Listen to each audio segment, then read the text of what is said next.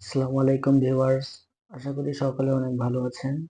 তো আজকেও বিশেষ করে যখন বাসায় ফিরছিলাম, হঠাৎ করে মনে হলো যে আজকে তো আমার ওয়াইফের বার্থডে। তারপর কোনো কিছু না ভেবেই আমি চলে গেলাম একটি ফুলের দোকানে।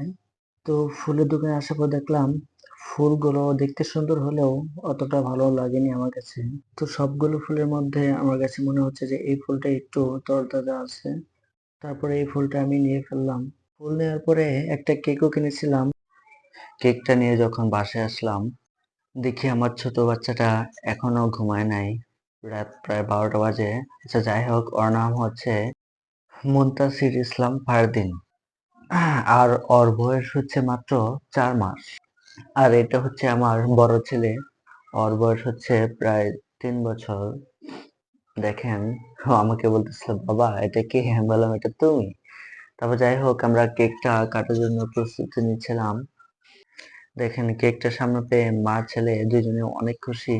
আসলে প্রকৃতপক্ষে আপনি যদি আপনার স্ত্রীকে ছোট হোক বা বড় হোক, যদি কোনো একটা সারপ্রাইজ দিয়ে তাকে খুশি রাখেন, দেখবেন তার আপনার প্রতি অনেক কেয়ারফুলি বেড়ে যাবে।